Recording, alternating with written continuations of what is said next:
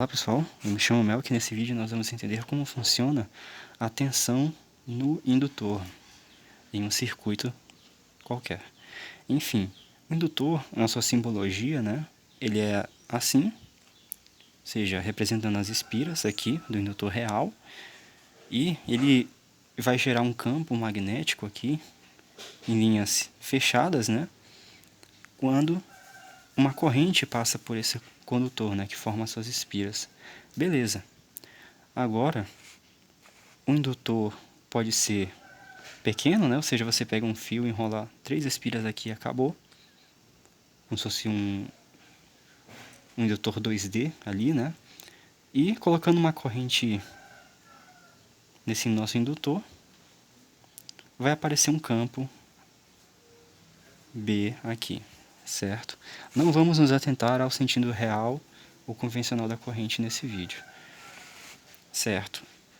A indutância, pessoal, ela só depende das características construtivas do nosso indutor, que é o fluxo gerado, fluxo de campo magnético, por cada ampere que a gente coloca nele.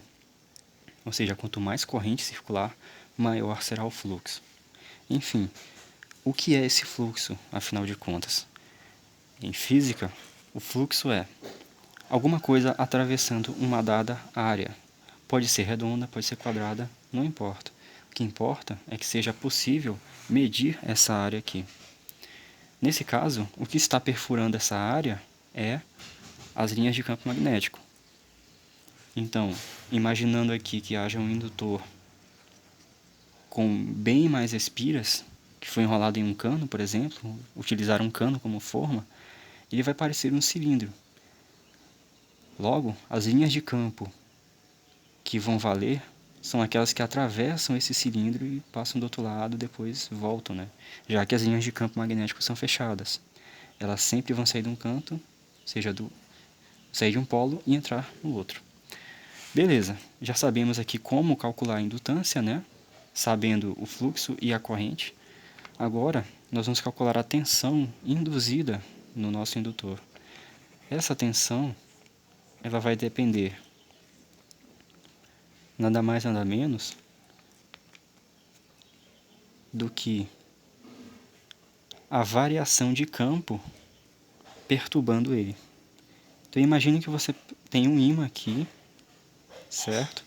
As linhas de campo elas saem do polo norte e entram no polo sul, assim.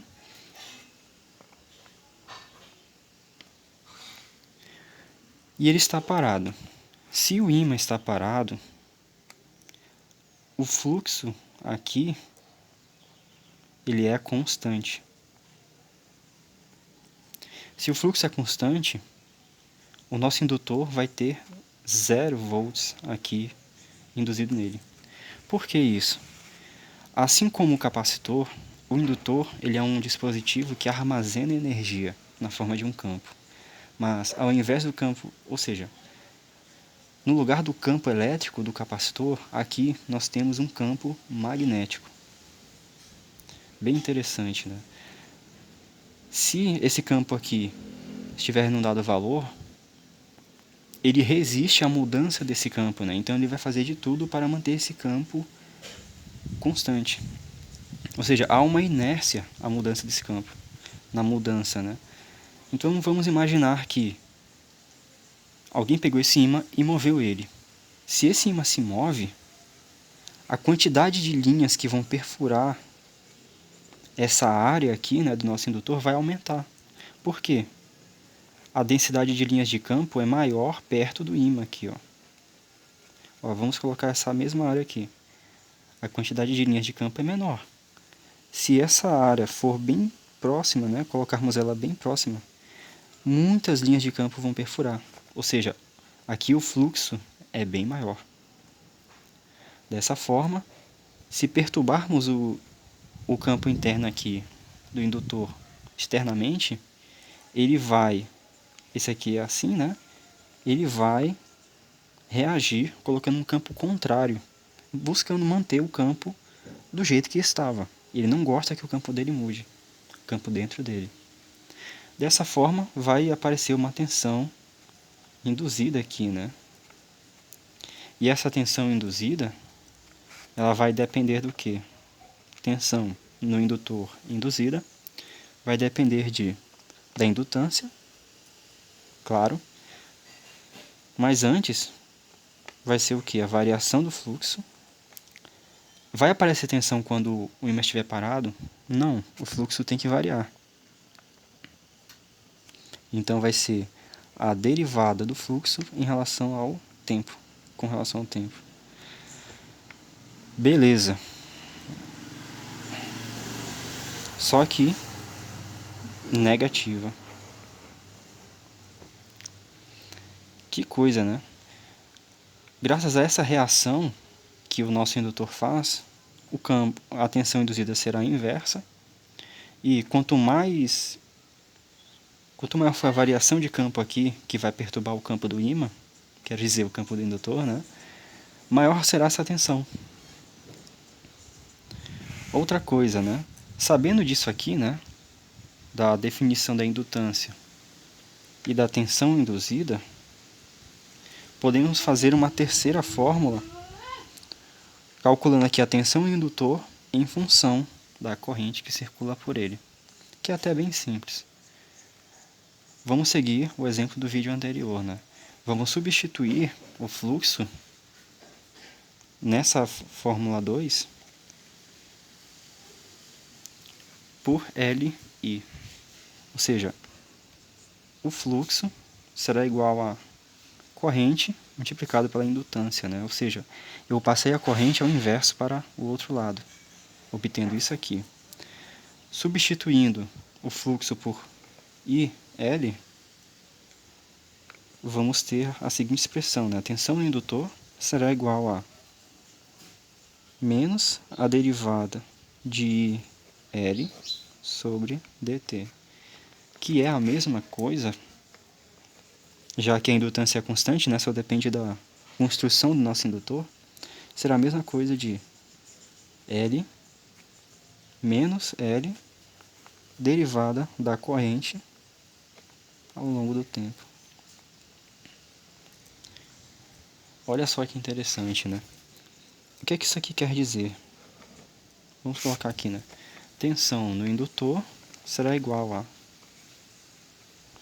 indutância menos a indutância sobre d e dt. Isso quer dizer que quanto maior for a variação da corrente, maior será a tensão induzida. Vamos analisar um caso simples, né? Que é o do indutor. Aqui nós temos uma chave. E aqui nós temos uma fonte de corrente. Beleza. Vamos imaginar o seguinte.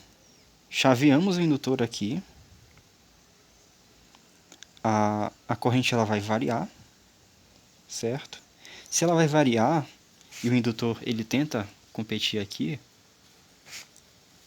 na verdade, né, é uma fonte de corrente constante. Então ela não varia. Se a corrente for constante, vamos tentar entender aqui, na verdade. A corrente no indutor ao longo do tempo. Ela vai subir aqui de uma vez até o valor da corrente aqui. Então, ou seja, ela vai de 0 até vamos colocar 1 ampere. Até 1 ampere, muito rapidamente, né? Certo? E mantém constante aqui. Agora, se acontecer de você abrir essa chave de uma vez só, ou seja, a corrente vai abruptamente a 0, o indutor ele vai fazer de tudo para que isso não aconteça, que a corrente se anule. Então, dependendo da indutância, vai pular um arco aqui, ó. Porque o indutor ele está brigando para que a corrente não caia. Mas você abriu aqui a chave, a corrente vai ter que cair. Então, às vezes, você vai observar um arco aqui. Por quê? A tensão foi tão alta, a tensão induzida foi tão alta que provocou esse arco. Porque quanto maior a indutância, maior a tensão induzida. Quanto maior a variação de corrente, maior a tensão induzida. Então aqui nós, mais uma vez, estudamos essa esse fenômeno, né, do arco aparecendo em chaves ao desligar cargas indutivas. Outra coisa interessante, né? A gente pode aproveitar esse efeito, né, colocando aqui um diodo desse jeito e aqui um capacitor. Então, no momento que você abre a chave, a corrente ela não vai mais para a chave aqui, né? Para o ar em forma de arco, ela vai passar pelo diodo. Vejam só que é inverso, ó, porque é inverso menos L di dt. E essa corrente inversa ela vai carregar esse capacitor. E aqui você vai ter até 1000 volts se você quiser, dependendo da indutância e da variação de corrente, certo?